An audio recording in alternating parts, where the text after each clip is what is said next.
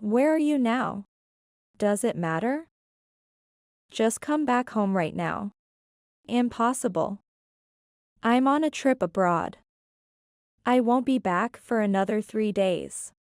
The daughter, far from being remorseful, laughed with high spirits on the phone. When I passed by the house of my daughter and her husband, I heard cries for help coming from inside. The voice, faintly audible, belonged to my beloved grandchild. When I entered the house with my spare key, I found my 5-year-old grandchild tied up with ropes in the back of the closet. My daughter and her husband had put my only precious grandchild in danger, and they would pay a heavy price for this. Filled with hatred, I resolved to make them take responsibility by any means necessary. My name is Helen. Now, I am a grandmother with a daughter and a grandchild. Recently, it's been chilly for a while, making it hard for me to go out, leaving me feeling lonely. This is because my husband passed away a few years ago. I was truly sad and lonely when my husband died. It took many years, but I finally managed to overcome his death. Yet the feeling of loneliness has not disappeared. Even so, I now have a reason to live. That is the existence of my kindergarten-age grandchild, Mia. I haven't seen my daughter Allison and her husband John much in the last few years, especially since Mia was born. But Mia, unlike with others, is very attached to me, her not-so-compatible grandmother. I love you, Grandma. Every time she says that, I feel so cherished. So, I end up spoiling her with various things and even send money for her. It seems I am recognized by others as a doting grandmother rather than a doting parent. And I have no regrets about it. To me, she is my only grandchild and an irreplaceable presence. I truly love Mia with all my heart. But at the same time, I am worried. That worry is about my daughter and her husband's parenting style. To be honest, Allison tends to prioritize herself over her child.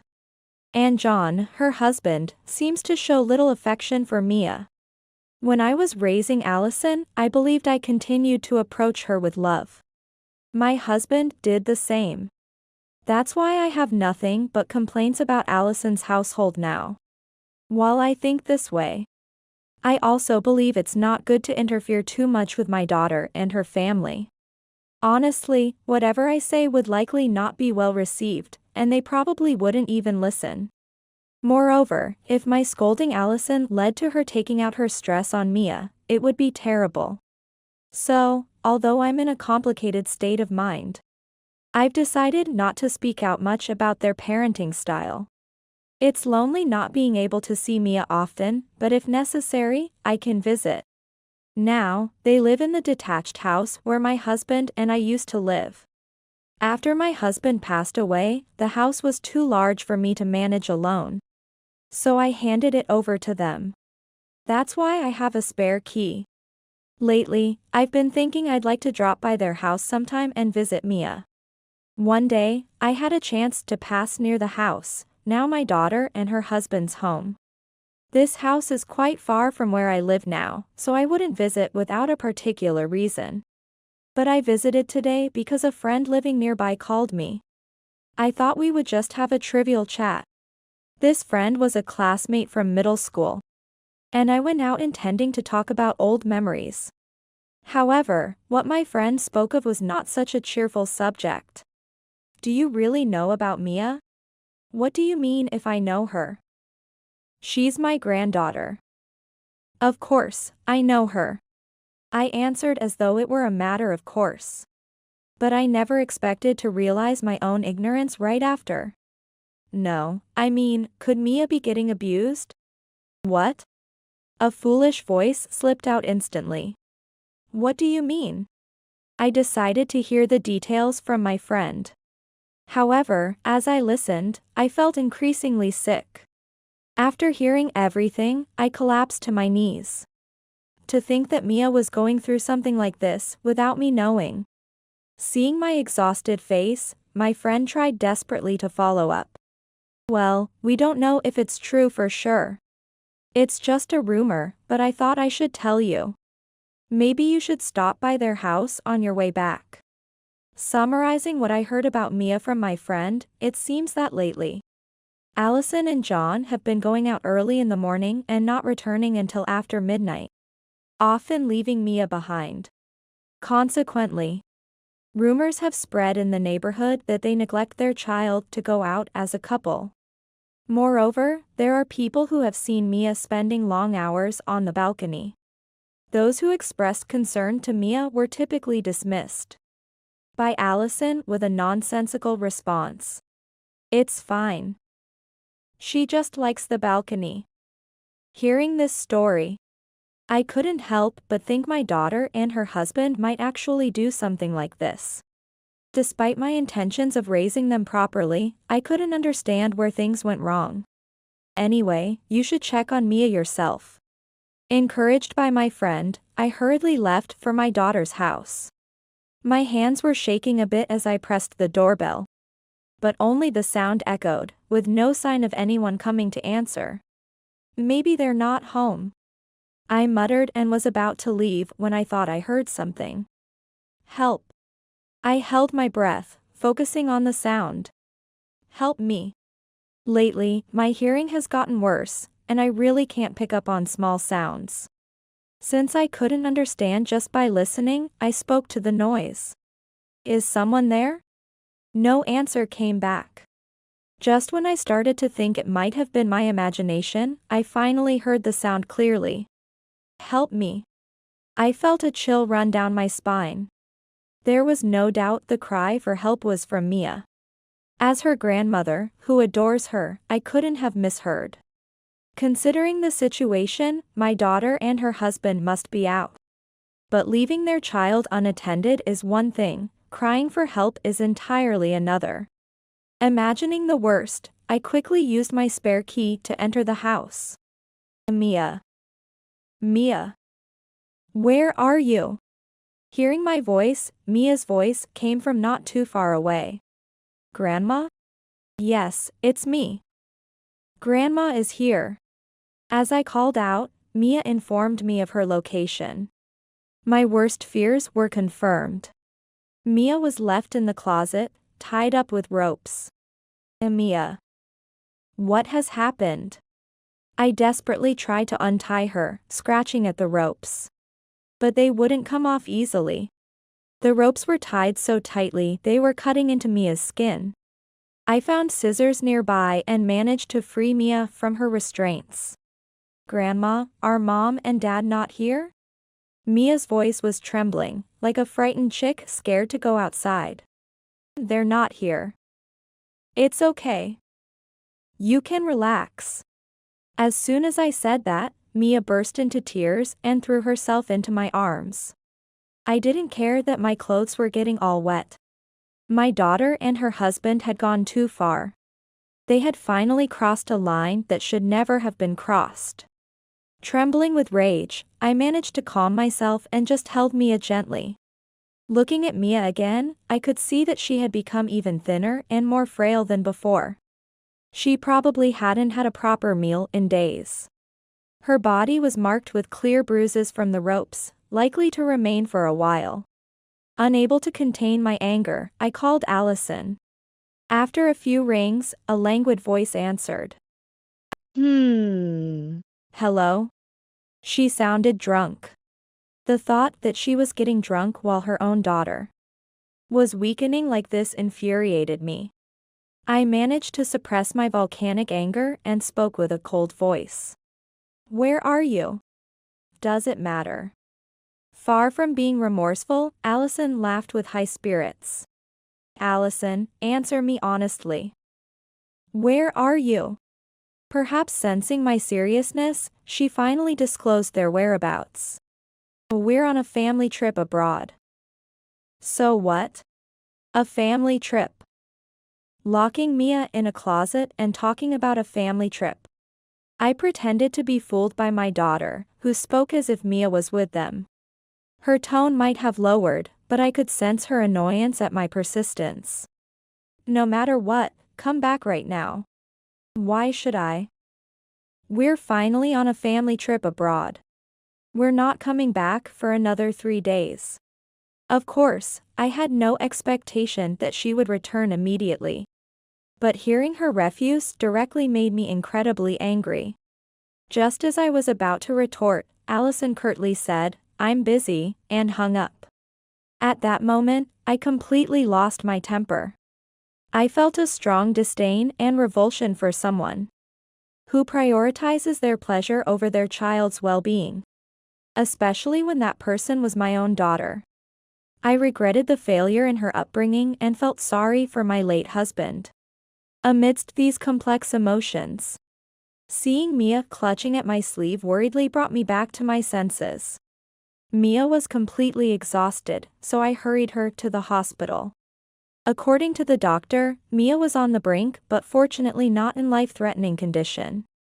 I was relieved that Mia was safe. Then, my hatred for my daughter and her husband exploded. They had put my only precious grandchild in danger, and they would pay a heavy price. I was determined to make them take responsibility. It was hard to believe my daughter could have done something so extreme. As the neighbors suggested, there might have been mild abuse. But my daughter wasn't foolish enough for this. The risk of doing something so severe was too high. If Mia spoke out about being abused, it could ruin Allison and John's lives. Yet, I became curious about their motives. If there was a clear motive, I might be able to have them arrested for child abuse. So, despite the pain it might cause, I asked Mia to tell me more about what happened. Well, Mom brought home a man I didn't know. Was Allison involved in an affair? My troubles seemed to be growing. So, I thought he was a friend of Dad's and tried to ask, but Mom got really angry. Putting together Mia's story, it seemed likely that Allison was having an affair. Indeed, faced with the crisis of her affair being exposed to her husband, Allison might have acted as she did. With all the pieces fitting together, I prepared to take legal action against my daughter and her husband by contacting a lawyer and the authorities. When I told Mia I would protect her, she cried with joy and jumped into my arms. "I want to live with Grandma." Moved by her words, I resolved to protect this child from now on. 3 days passed, and my daughter and her husband returned from their trip. Still immersed in the surreal experiences of the past few days and saying things like, "Let's go on a trip together again." Of course. They felt something was off as they tried to unlock the door. No matter how much they tried, the door wouldn't budge. Huh? Am I mistaken? What's happening? Allison continued to fiddle with the lock in confusion, while John asked, "What's going on?" Looking down in frustration at the lock not opening, Allison exclaimed in surprise. "What?" In front of her eyes was a sign that read "For sale." Seeing Allison's reaction, John looked at the sign and was astonished. "What does this mean? What's happening?" Both were utterly bewildered. After some thought, Allison realized who could be behind this situation. That old hag did this. She hurriedly took out her phone and dialed a contact labeled as "that damn old woman." "Hello? Are you back?" I answered the phone with a slightly elevated tone. "Don't mess with me."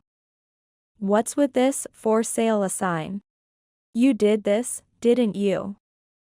"It's unbelievable." Allison exploded with anger, venting her frustration. "Ha ha ha ha ha." My laughter was heard not from the phone but from behind her. Turning around, she saw me with a triumphant smile. "Allison, I'm so disappointed in you. I've had my doubts about your parenting style, but I never thought you'd go this far." I calmly criticized Allison. "What? What are you talking about? You said you were on a family trip abroad, didn't you? Wasn't Mia with you?" Allison panicked as she realized her husband was the only one next to her. "Well, Mia said she was going to give a present to a friend and went to their house." "Really? Is that so? I said this and motioned for Mia, who was hiding behind me, to come forward. Mia clung to my legs, trying to hide. Mia. Why are you here? Allison. You tied Mia up with ropes and locked her in a closet. It's despicable. Why would you do such a thing? Allison, realizing her actions were exposed, raised her voice in defense. What do you know? Parenting is hard, and if you don't do that much, kids won't learn. It's discipline. Parenting is indeed hard, but if I had followed your parenting style as an example, maybe my foolish daughter could have become a slightly better person. I said, loaded with sarcasm. Hearing this, Allison was at a loss for words. But why sell the house? How can you just sell our house without permission? John, usually quiet, expressed his anger vehemently. When I transferred the house to you, I didn't change the ownership name. So, this house is still mine. As the owner, I'm free to sell it if I wish. After explaining this, Allison started trembling. Then, where will we live? What about our house? Disappointed, my daughter and her husband seemed not to care about their child's well-being, which only irritated me further. Don't you two care about your own child? Sensing my stern tone, their attitude calmed down a bit. But since she's here with you, you must have taken care of her. So, it's fine, right? I sighed. Is that really their attitude towards their own child? I was truly speechless with disgust. But there was something I had to say, so I reluctantly began. While you two were off enjoying yourselves, I spoke to Child Welfare Services, a lawyer, and the local authorities. As a result, Mia's custody has been transferred to me. The reality I presented seemed to improve their mood rather than worsen it. Really? So we don't have to worry about raising her anymore? That's great. You do something good for once. John was silent as usual, but it seemed he agreed, nodding after a while. However, this was where the real show began. I knew telling them this would make them happy. So, with a sense of retribution, I continued. Well, it's not that easy to transfer custody, is it? You're not foolish enough to think that, right? They didn't seem to grasp my implication. So, I went on. I did consult with the agency. But they considered this incident severe enough to contact the police. The color drained from their faces as I smiled sweetly and said, "You'll have time to reflect in prison." Wait, what do you mean? This is bad. We need to escape now. Calm down.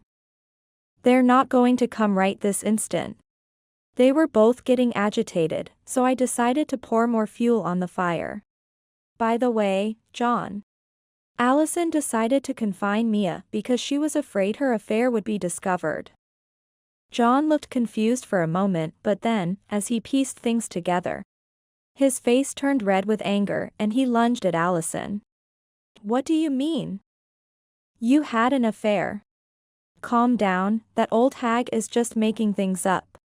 But Allison couldn't calm him down. I continued. And the affair was with Greg, your high school classmate, right? He lived nearby. You used to be close, right? Allison's face twitched. How do you know so much about that? John became furious as Allison inadvertently admitted to the affair. He berated her furiously, beyond coherent speech. I couldn't help but find it slightly amusing and added more. Greg is married, you know. I informed his wife as an apology, and she was furious. She said she's going to sue for damages. Allison fell silent. No wonder, considering she needed to prepare for the police. Think of an excuse, and now faced a claim for damages. The police matter was almost a sure arrest. She must be experiencing the lowest point of her life. But it wasn't enough to compensate for hurting Mia. So, I delivered the final blow. I hired a lawyer to look into things. And it turns out you've been using the money saved for Mia for yourselves. Allison looked at me weakly. It was supposed to be a savings of several hundreds of thousands. But it looks like you've spent a significant amount. Even the trip was funded by it. Even John, who had lost his composure until now, reacted to my words. It's really unfortunate, but since you used the savings without permission, I'll have to claim it back. Hearing my final words, Allison lashed out, cursing at me. How can you do something so terrible to your own daughter? Unbelievable. You're really a hopeless parent. Helen responded to Allison's desperate retort. I'm not your mirror, you know. Allison was furious at these words, but Helen dismissed it all as her own doing. Helen had never imagined her daughter could go this far. In the end, the daughter and her husband were found guilty of child abuse and sent to prison. It was ironic that, despite talking about separating due to Allison's affair, they ended up in prison together. The affair led to a lawsuit for damages, and including the repayment for using my savings without permission. A massive debt was incurred by the daughter and her husband. With the guilty verdict, John lost his job, and with no decent income, it would be difficult for them to prepare such a large sum of money. They will likely spend the majority of their lives paying off the debt. It's my own daughter's doing, so I have mixed feelings, but it's true they brought it upon themselves. I hope the couple will pay for their crimes and reflect on their actions.